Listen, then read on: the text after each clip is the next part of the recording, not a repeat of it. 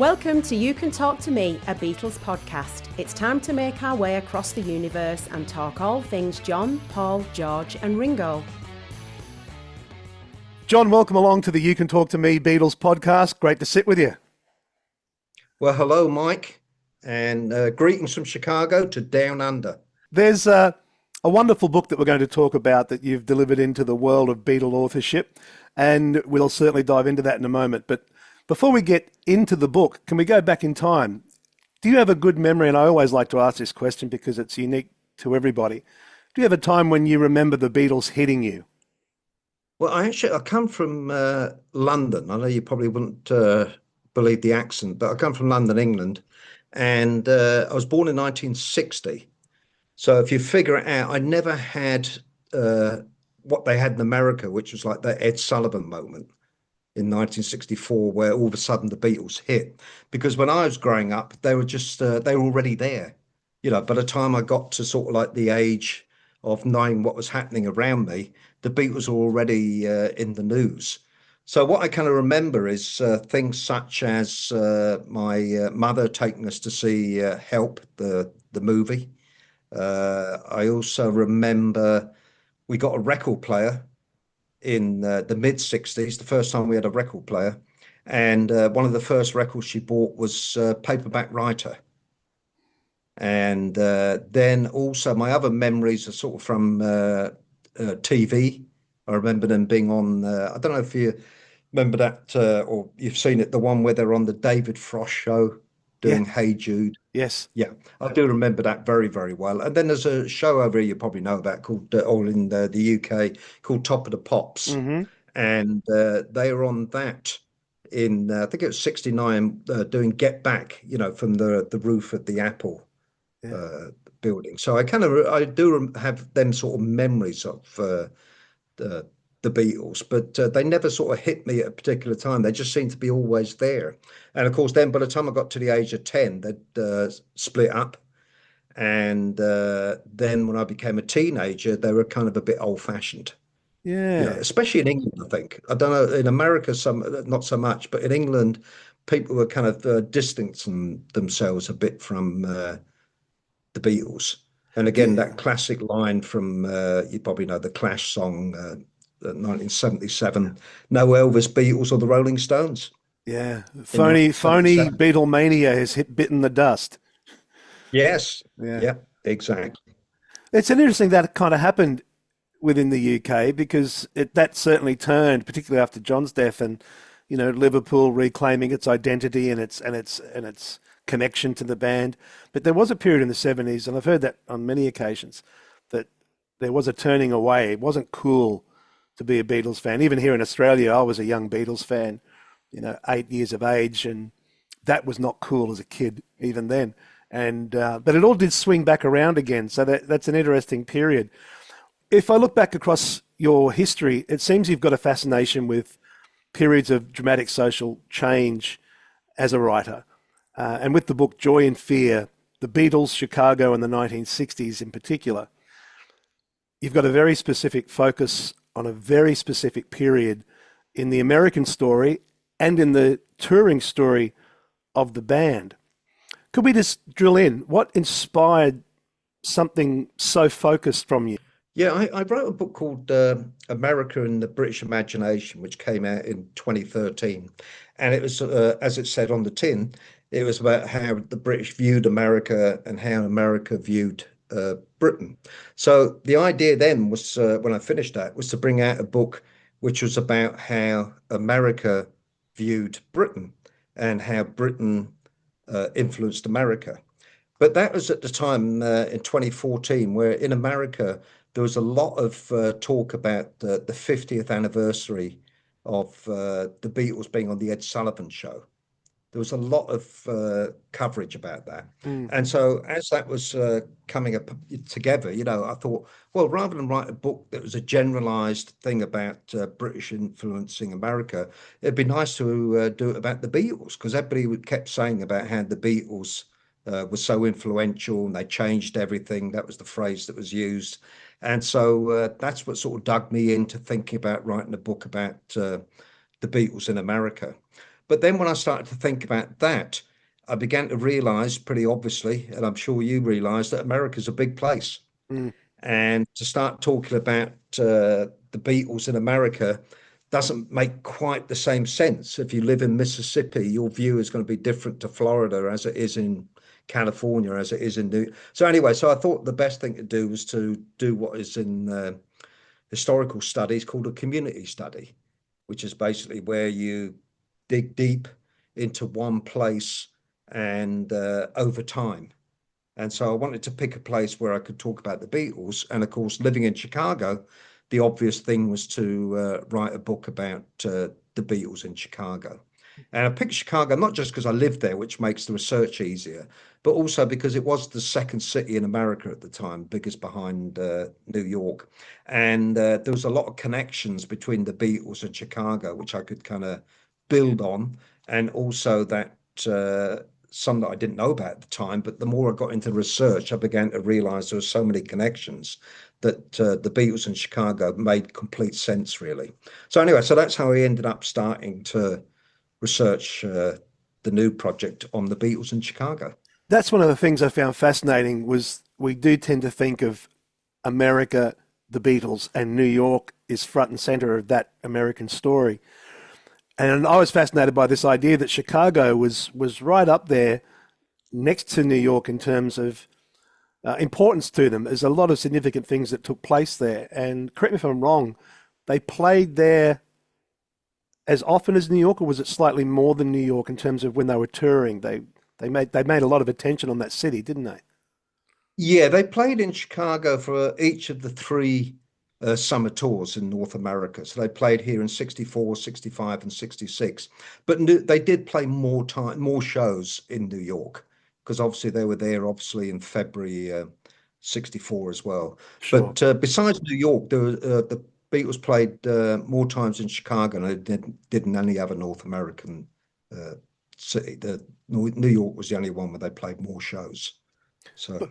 Before that September 5, 1964 appearance in Chicago, I again found it fascinating to discover that there was a lot of connection to Chicago as a city for the band even before they got there. Could you share some of that for us? Yeah, there was a number of connections. The most obvious one is the music. And if you think about what music inspired the Beatles, you'd have to obviously think about rock and roll music. And the two people that really inspired them that they talked about a lot was Chuck Berry and Bo Diddley. And of course, both of them recorded at Chess Records, made their career in Chess Records in Chicago. So rock and roll. And of course, Chuck Berry, they played Chuck Berry right up until 1966, right up until they stopped touring, which is quite unbelievable, really, that Yeah. they were still playing his music live. And so you had that. And then there was also a drummer in Chicago called Gene Krupa. And I don't know if you've heard of him, Yeah. but he's like a big band drummer.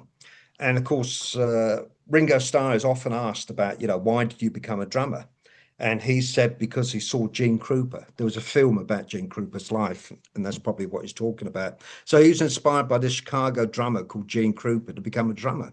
And funnily enough, then about I think it was last year, I was listening to a podcast interview with Pete Best, and they asked him, why did you become a drummer? Who influenced you? And he said, well, there was a Chicago drummer called Gene Krupa. Wow. So, unbelievable, really. Yeah. But then once you get into the early 60s, we all know that the Beatles loved Motown music. Yeah. But they loved all rock, rhythm and blues music. And in Chicago, they loved Major Lance. They loved Sam Cooke. They loved the Impressions, Curtis Mayfield. And there's a great photo of the Beatles when they came back from the first visit to America. They're getting off the plane in England, and all of them have got albums under their arms. They're all coming back with records that they'd bought in America, and of course you can see quite clearly under Paul McCartney's arm is the album that was by Major Lance. Huh. It's a really nice picture. But anyway, so it gives Yeah. you an idea that I think the music does definitely influence the Beatles, the music that came from Chicago. But then the other thing that obviously influenced the Beatles from Chicago is the fact that their first records that were released in America were released on the Chicago record label. And the name of that record label was VJ, Yeah. and it was named after a husband and wife couple that owned the record label, and that was Vivian Carter and James Bracken. Huh. And they originally came from Gary, Indiana, but they settled. Their offices were in downtown Chicago on Michigan Avenue. And of course, you probably know the story about when Love Me Do was released in the UK. They sent a copy to Capitol in the west coast of America to see if they'd release it in America. And of course, Capitol turned it down. And then they sent them the second Beatles release, which was Please Please Me. And again, Capitol turned it down. Huh. And so what the EMI did then, George Martin, was they sent it out to other record labels in America to see if one of them would release it. And most of them turned it down, except for this small record label, African American owned record label in Chicago that took a Mm. punt on the Beatles. And so that's why in February 1963, exactly a year before they came to America, VJ released the first Beatles record in single in America, and that was Please Please Me. And then they released another one, which was called From Me to You. That was the Yeah. second one. And then they had financial problems, and they couldn't pay royalties to EMI. And so therefore the relationship ended, and they started to ship the records to other record labels like Swan and then eventually Capitol. But the interesting thing about VJ, it's a fascinating story if you ever want to read about it. Bruce Mm. Spitzer wrote a book about VJ, is that when they signed the contract with the Beatles with EMI, they the contract was for 5 years, and that was signed in January 1963. Now you think about your Wow. math. If everything worked out, you would have seen Sergeant Pepper released on VJ Records Yeah. from Chicago. I mean, Yeah. quite an unbelievable story. So anyway, so what happened to VJ is they did have financial problems, but when the Beatles broke in America in early '64, they did actually then release the first Beatles album in America, and that was called Introducing the Beatles. That Mm. was on February 10th, '64. And when they released that, then Capitol sued them, and they pretty much Capitol obviously much richer, much bigger. They won the lawsuit, and they took over the Beatles catalogue. And the sad story at VJ is by 1966, they'd gone out of business, and they were uh, no more. So it's a fascinating story, though, VJ Records in Chicago. And just as a postscript to that, during the pandemic, if you remember back that, Mike, that Mm. long ago. Yeah. And I was walking down Michigan Avenue, and I always pass by the VJ head office. The building is still there, and it's kind of derelict and all that. And what had happened is somebody bought the building, and they turned it into a coffee shop. And the people who bought the building were not Starbucks; they were a local coffee chain or local coffee shop, and they realised the history of the building, and therefore, if you walk into the coffee shop, you see all the albums that they released, include the Beatles on the wall. You see the photos of Vivian Carter and James Backer and the owners. You hear all the VJ records over the sound system. So it's kind of very nice that the history is being preserved on Michigan Avenue with VJ Records. And across the road is Chess Records. Huh. So if you ever go to Chess Records, you can do a tour of Chess Records and then cross the road and have a cup of coffee in VJ, uh, the first record label to release a record of the Beatles in America. That's fantastic. A little living time capsule right opposite chess in the one city. Yes, quite opposite. Yeah, of course. Again, I've only been in Chicago since the early '90s, but by all accounts, in the '50s and '60s, that area was full of record companies, and it used to be called Record Row. Huh. but there isn't much of it left now. But Chester's there as a museum, and VJ's there as a coffee house. So it's yeah, it's nice that they're preserving some of the history. Yeah, what a time. Thanks for the insights. That's amazing. I was fascinated to see you made me aware of 1965. I think it was the White Sox Park performances, August 20, and the attendance numbers they were doing in Chicago. Correct me if I'm wrong. Two performances on that date? Two, yes. Yeah. Could you just take us through a little bit of that? And I've heard you make the comment, we rightly talk about how significant and important Shea was, the first Shea appearance. But these performances in the heart of Chicago also are very interesting and important to recognize as well, aren't they? Yeah, so the Beatles played it in a place called is demolished, as is most of the places that the Beatles were connected with in Chicago, I'm afraid. And they played it at a place called White Sox Park. It was known as that at the time, and it was a baseball stadium of Chicago White Sox. And the stadium hosted them for two shows. So they played an afternoon show and an evening show. And the afternoon show attracted 25,000 people, and the evening show 37. So if you add that up, there was over 60,000 people at the stadium on that day to see the Beatles. And that was more than on any other stop on any of their North American tours.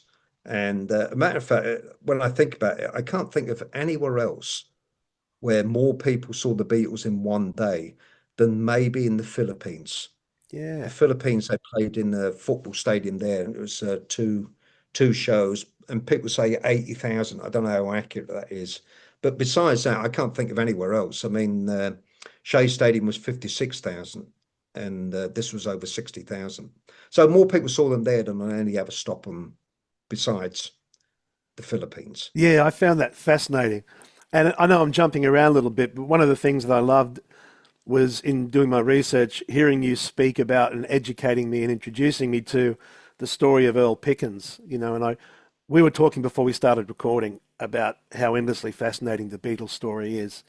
And in talking to a number of authors over the short amount of time this podcast has been going, that comes up quite a bit, that it's an endlessly rich story that you can continually dig in and take different roads through.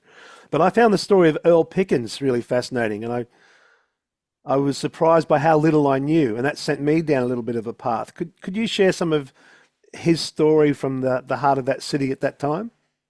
Yeah, like you say, Mike, there were so many fascinating stories, and many of them only sort of coming to the surface because a lot of the information I got for the book was from people I interviewed. Pretty obviously, I interviewed Earl. He was very kindly agreed to an interview.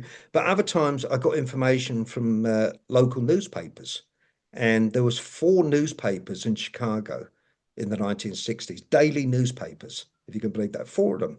And then, Yeah. of course, when you think about suburban newspapers and then outside Chicago, so there's so much information out there, and so many stories that I came across. But I think the one about Earl Pickens really did tickle me because he was at college in Pennsylvania, and they formed the group with other students in the early 60s, this before the Beatles, and they called the group the Rondells. And they used to just play sort of college frat parties and things like that, and local sort of bars, and they got a little bit of coverage, and they were playing at Atlantic City and a couple of other places. And when they played there, a friend of Brian Epstein was in the audience, and that was Nat Weiss. He's quite a well-known lawyer in America, and he liked the group, and so he told Brian Epstein about this group called the Rondells, and Brian Epstein signed them up as he was the manager, and they're the only American group that he was the manager of. Yeah. And so he signed up the Rondells, and the only slight problem was the name by that time was a little bit old-fashioned. This was like 90s. This was the fall of 65 was when Nat Weiss saw the Rondells. And so they wanted to come up with a new name for the group. And the person that stepped forward was John Lennon. and he came up with the great name, The Circle. And but instead of it being spelt like normally, it's spelt Cyrkle, Mm, mm. The Circle. So they were renamed The Circle. He also got them a recording contract with Columbia, which is quite unbelievable. Yeah. And not only that, but they also got Paul Simon, yes, of Simon and Garfunkel, to write a song for them. And the name of that song was Red Rubber Ball. Yeah. And it became a big hit in America, number two, I think it reached in the charts. And the only slight problem was that Earl was in medical school by that time in Chicago, the University of Chicago Medical School. And so when they finished in May '66 for the year, they had this big hit record, and Brian Epstein said to him or the group, "Would you like to go on tour with the Beatles?" And they did. So for the summer of '66, while he was on his summer break from the University of Chicago Medical School, he was supporting the Beatles all over North America. What a story. Just an unbelievable story. And then at the end of it, so college started again in September. The tour ended, and he had a choice, and the choice was to carry on the career as a pop singer with the attribute of having played with the Beatles, or go back to medical school. Mike, what would you do? Yeah, you know the answer to that question. Yes, he went back to medical school and gave up the music industry. And when I spoke to him about 10 years ago now, he was a surgeon in Florida. Incredible. And can you imagine it? Some of his patients in there, they're sort of like talk to him about, oh, I just saw this documentary last night about the Beatles. And your surgeon says to you, yeah, I toured with them in 1966. Yeah, it is incredible. Just unbelievable. Yeah. How was he when you sat with him? He clearly really wanted that path that he chose. How was he on reflection as a man when he looked back at that time? Were there any inclinations of, perhaps maybe? No, not at all. He said he had a great time, but it was like basically a youthful experience. And to be honest, I kind of think he might have made the right choice. Yeah, I mean, no offense to Earl Pickens, but the circle really just sort of staggered on for a little while after that, and then they kind of disappeared. And as we know, there were so many hundreds of them sort of local garage bands in yes, the wake of the Beatles, and many of them didn't make it. So he was following his other passion. He had two passions. One was music, and one was the medical field, and he chose the medical field. yeah, So, but yeah, he was and he talked a lot about. He met all the Beatles, of course, on the tour, and he spoke very well of all of them. He said that he got on with all of them. They were very friendly with him and the rest of the group, and he had a great experience. But no, he never really told me that he regretted it at all, his yeah, decision. yeah. That feels like it's a film. It's almost like it's that story is set up like a film waiting to be made. Quite amazing. You know, I Mike, think about that. I think that about a lot of Beatles stories actually. Yeah. And the other one, sort of connected with my book, that I would also just quickly say to you as well, was I spoke to Louise Harrison, Wow. George Harrison's sister, Hmm. late Louise Harrison. And of course, you probably know the story about when George and his brother Pete came over to America to visit his sister in Illinois, in Illinois. Benton. Yeah. And yeah, and that is an unbelievable story. That was September '63. He was completely, utterly unknown in America. He could walk around. He even played on stage with a local group in a veterans hall. Somebody said he was actually quite good, and maybe they should get him to join the band. And just and then he talked about his experience when he went back to the UK, and he was freaked out about things like blue sky, hot weather, uh, ice in glasses, ice in drinks, air conditioning, um, drive-in movie he went Uh, to. Amazing. And then the other thing, again, I don't know if you've seen the photos, but on the way back, they went to New York City. They stopped Mm, off at New York City, and he went to the top of the Empire State Building. yeah, And there's a picture taken by his brother of George in top of the Empire State Building. yeah, And behind him, of course, there's all the tourists, a lot of girls and teenagers and just people. And they're all looking out over the side of the building and completely ignoring this man who, in how many months was that later? 4 months later, would be a household name in America. So that would make a great film as well. yeah. So That's right. Yeah, it's such an incredible there's thing. so many. Yeah, Yeah, that is absolutely amazing. And like you say, Earl Pickens' story. Yeah, maybe I should see if he could make a film out of it. yeah. There's something in there for sure. How did you find Yeah. Louise when you met with her? Oh, she was very nice as well. Very, again, as most people say about her, she was a talker. Right. So she would talk and talk and talk. So I wanted to find out about obviously the background of George, and of course she left England. She was a lot older than him, and so she missed the sort of the Mm, early days of the Beatles. She was only getting letters and reports from them when they started to make it in England.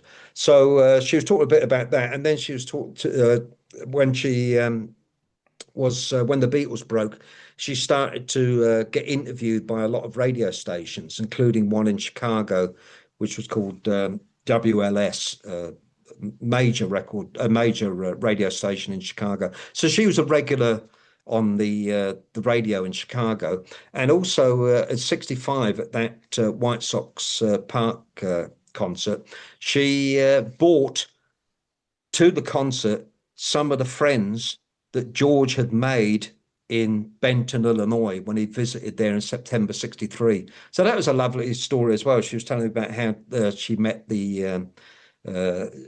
George, and they went back to the hotel with these people, and they were so happy to see. Again, what a shock for them to think that this guy that they met in this freaky long-haired guy in Benton at 63 is now, yeah. you know, causing this pandemonium everywhere. But so yeah, Louis Harrison was quite a wonderful person Yeah. to talk. Can I just mention one other thing about you just sort of poked my memory there about the concert at White Sox Park because I went to a concert in Cleveland the other day, last weekend, and it was I don't know if you know the American singer. He's called Zach Bryan, Yes. and Yeah. yeah, do you do that? Yeah, and Yeah. he plays stadiums. He's well known. He plays stadium. So anyway, it was a football stadium, American football stadium in Cleveland, and you go to the show, and the sound is like perfect. They had huge TVs or screens up, so you could literally see uh, everything. And it made me think about the Beatles in White Sox Park, you know, because Zach Bryan, sorry, he played for nearly 3 hours. I mean, it was an amazing show. He's a bit like Bruce Springsteen. He just played and played. Anyway, it made me think back to White Sox Park. At White Sox Park in '65, the Beatles played for 30 minutes. That's it. Yeah. 3-0. No encore, nothing. Yes. They came out, went up on the stage, played for 30 minutes, got off the stage and left.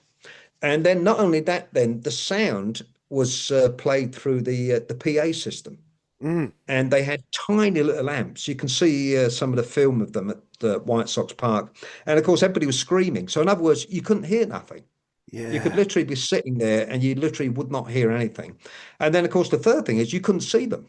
And you've probably seen pictures of these concerts where a lot of the teenagers used to bring binoculars to try and sort of see them. So Yeah. anyway, it just made me think about how things have moved on since there. 30 minutes, you couldn't hear them, you couldn't see them, and here we are, 60 years later, and you can have this sort of like 3 hour concert, great sound, great visuals. It's just a different world, really. Yeah, yeah, absolutely. And a lot of the time, I think, as was the case with Shay, they're playing through the house system through horn speakers, scattered around the venue. It must have sounded terrible. That's right. And again, I'm no musician, but they had no monitors either. No, And no. I mean, you probably heard that Ringo used to often say that he had no idea what was being played. He would just kind of look at them to sort of make Yeah. sure that he was keeping time with them. I'd watch So John's ass, and if it was bopping up and down, I knew where I was. All that that's kind of. right. Yes. Yeah. Keeping time with John's ass. That's a yeah. But there you go. Yeah. Yeah. As we get into 66 and we get into this almost like this grey then darkening period in American social history, things are getting darker for the Beatles too. There's obviously John on the back of We're Bigger Than Jesus, and America particularly is on fire in certain pockets around the nation. But Chicago again plays a key role here. There's a there's many, but there's one quote that I thought was interesting from Chicago Mayor at the time, Richard J. Daley, when he was saying, "The Beatles are a threat to the morals of the young." And there seemed to be a little bit of a real shift for the band in terms of sentiment from the fans, and Chicago is kind of at the epicenter there for a while. Could you share some insights into that for us? Yeah, it's well, first of all, when you think about the Beatles when they came over the first time to America, again you've probably seen the film of them. They gave a news conference. This was February '64, and they were just so funny, so exuberant. They were just so joyful, so charismatic, etc. And then you can tell really that as the touring went on, that they were getting more and more fed up with it. You could tell even in '64, the '64 tour of America was just a hellish tour. I mean, they had no idea about the size of America, and they're going back and forth, zigzagging on planes across America. And '65 was a bit better, but they were still getting a bit fed up. You could tell from the news conferences that they were getting fed up with it. But certainly by '66, you could tell that the Beatles were no longer enjoying the whole experience. And you could also tell that they were fed up with the sort of mop top image. So again, this is the period where you see the problem with the Butcher cover, Mm. where they were photographed and they sent a picture to Capitol that was put on the Yesterday and Today album release in America, and that caused a big stink. And then, of course, the other thing that happened around the same time was John Lennon's more popular than Jesus comments. And that again was something that caused a big furore when it came to America. It was published. The interview was published in Datebook Teen magazine, Mm. and it caused a and that was '66. That was just as the tour was about to begin in North America. And of course, he gave a press conference where he pretty much apologized for the comments. And that press conference took place in Chicago in Astor Tower. And by that time, I think they're already sort of like slightly different sort of people. But then by '67, '68, they were certainly in touch with what was known then as the counterculture, Mm. where they were, widening their horizons about politics, but also about cultural matters, about freedom of speech. As you know, they were getting involved in different types of drugs and different ideas about religion. And so they were sort of very much in tune with the counterculture. Now, going back to the person you mentioned, Mayor J. Daley, he was probably the opposite end of the counterculture. He was somebody who wanted law and order. He was socially conservative. He was worried about what the drugs and the effect of the Beatles was on young people. And he first sort of comes into the picture in September '64 when the Beatles were coming to Chicago. And he really didn't trust the Beatles at all. He was reading newspapers and magazines about the Beatles, and it seemed that everywhere they went, there was trouble. Mm. And so he was very worried that the Beatles were playing in Chicago in his town. He was known as the boss, which tells you everything, really. Yeah. And so it was his town. And so what he decided to do, first of all, is he wouldn't let them stay overnight in Chicago. So they arrived in Chicago from Milwaukee at 4 o'clock in the afternoon, in the evening, and they were gone out of Chicago by 11:30 that night. So they were barely in Chicago 7 hours. And Wow. then the second thing he did, he didn't want crowds coming to the airport to greet them. And so again, he came up with this great idea, and that was he wasn't going to tell people which airport they came into. And the problem was that the news was leaked that they were coming into O'Hare Airport. So what he did was he phoned up the company, the airplane company, and he told them to come into Midway Airport, another smaller airport in Chicago. So that was the reason why they came into Midway Airport, not O'Hare. But that gives you an indicator in '64 about how he was so worried about the Beatles. But by the time you get to '67, '68, the counterculture had seeped into Chicago.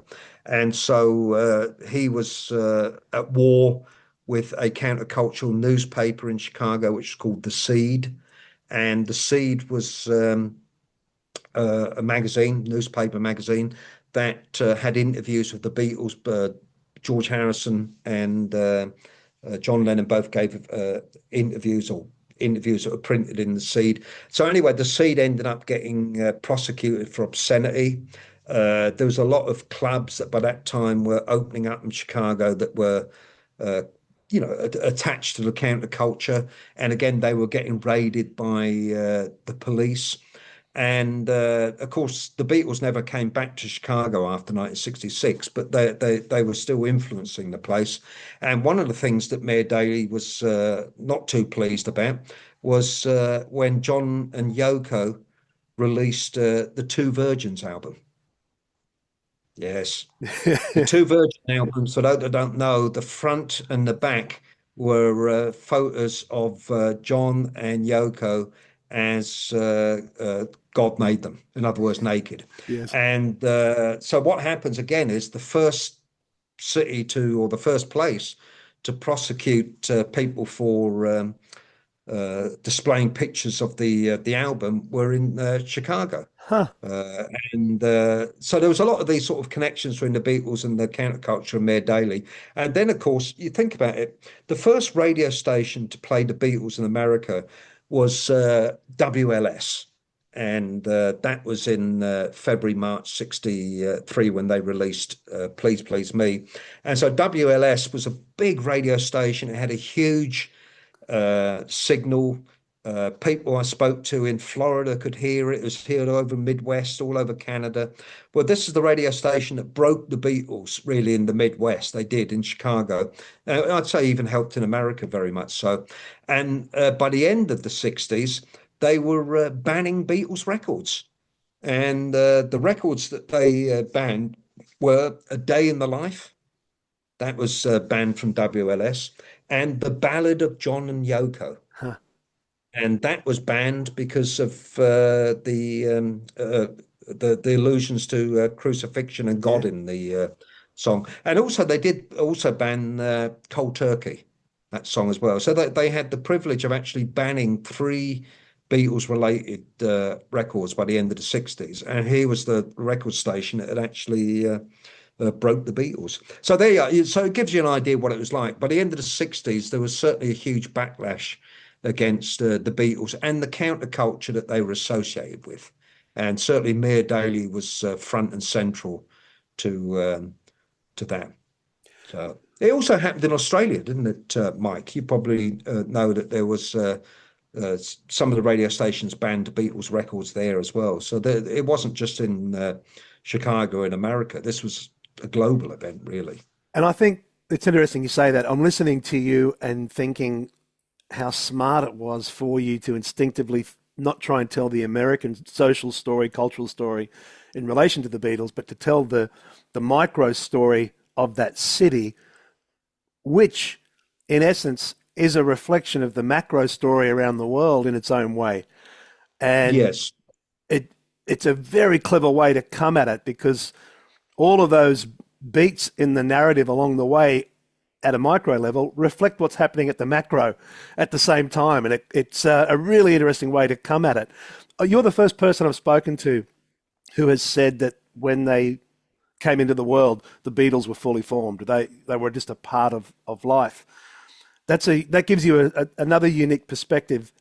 So I'm just curious for you, when you reflect back with your research, with the book and everything you've done since, why do you think it is that it's these four guys that have this impact, just beyond writing good songs? What do you think it is in their time that shifts so much of the culture as it does, and promotes so much social change and fashion change? And I know there's no simple answer to it, but I'm just curious for your take on what do you think that magic sauce was about those four guys? Yeah, I mean that is the big question, really, isn't it? It's about why them, and then how influential were they?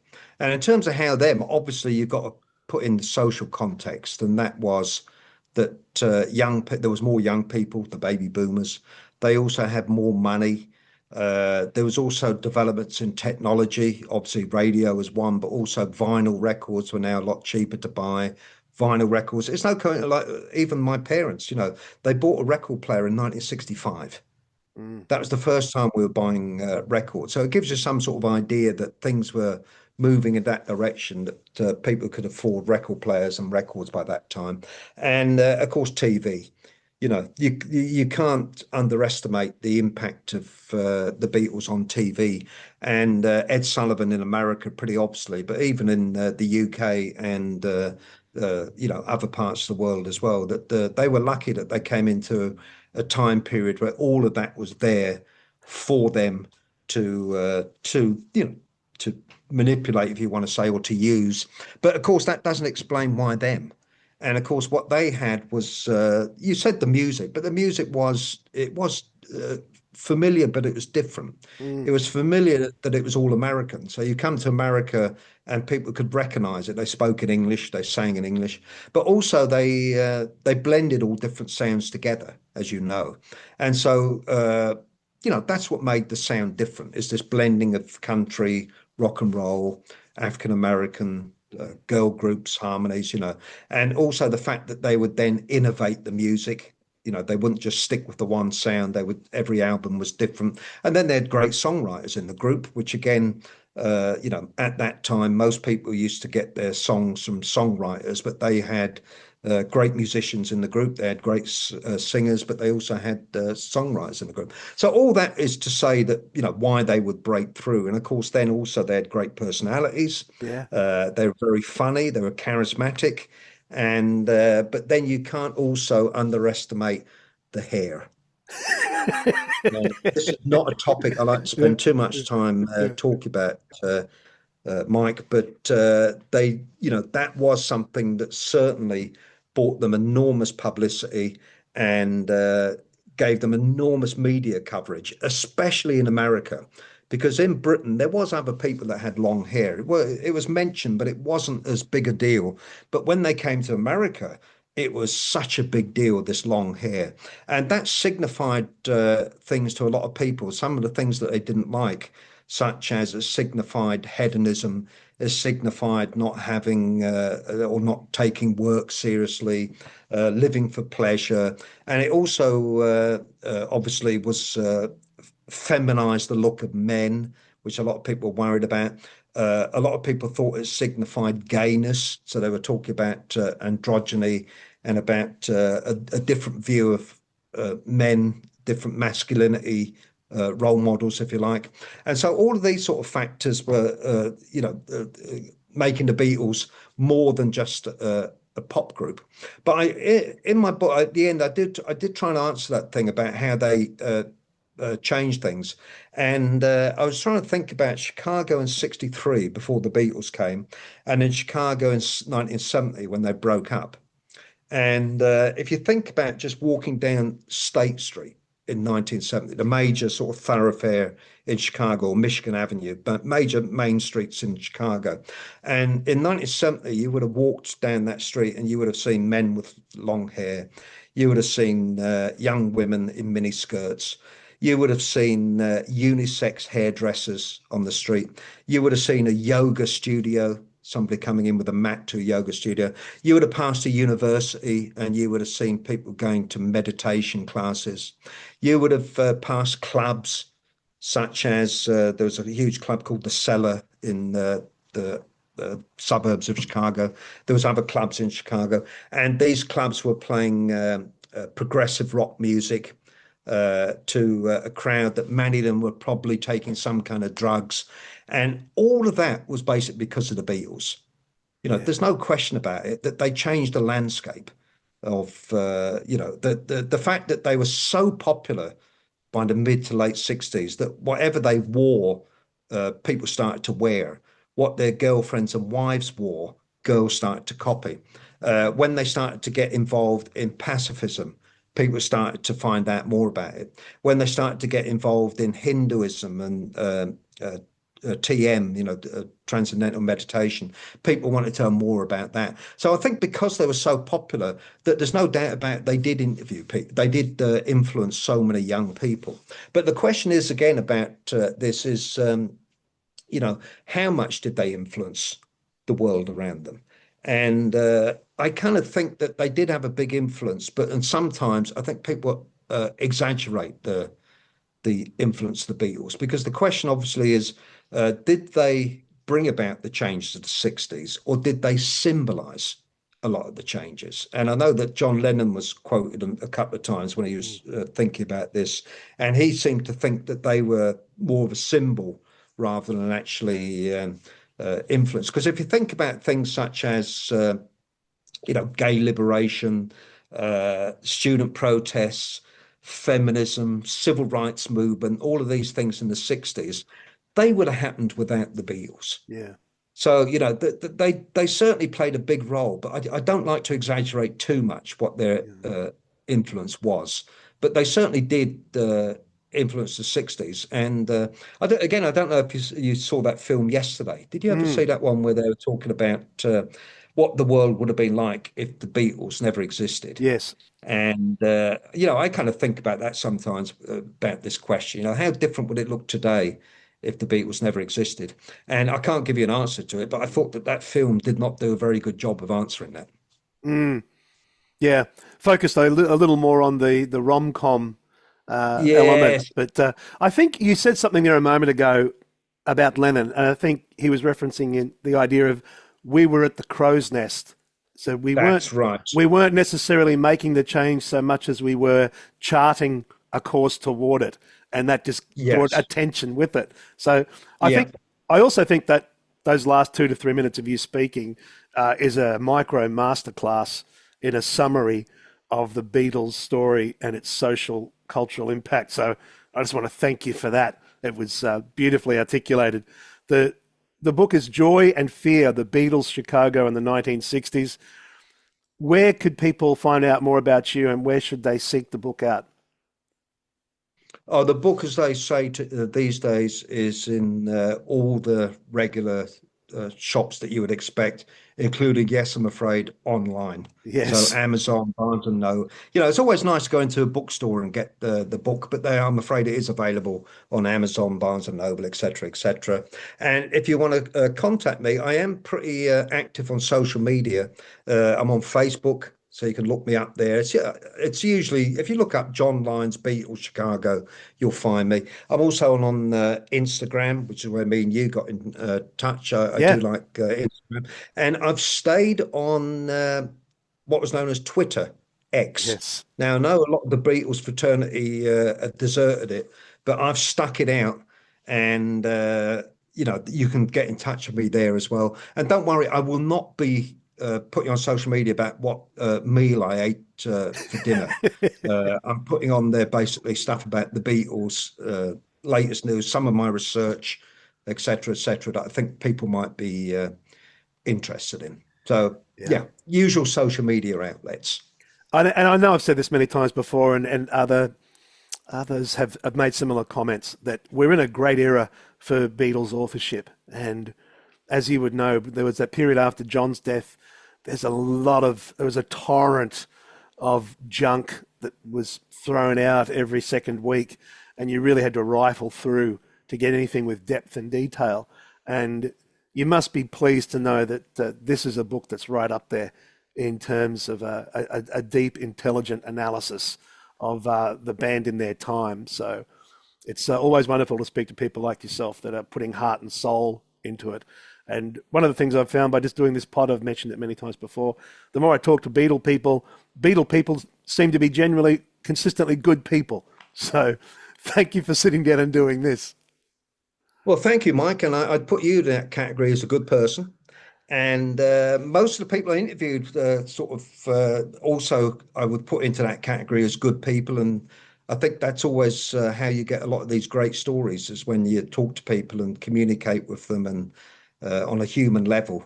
Yeah. And what they tell you is just it's it it's endlessly fascinating, the story of the Beatles. Yeah, well, they'll be talking about it and analysing it long after you and I have left this mortal coil, as they say. That's right, Mike. Absolutely true. A real pleasure to talk with you, John. Thank you again, and good luck with everything ahead. Well, thank you, Mike. It's a pleasure talking to you.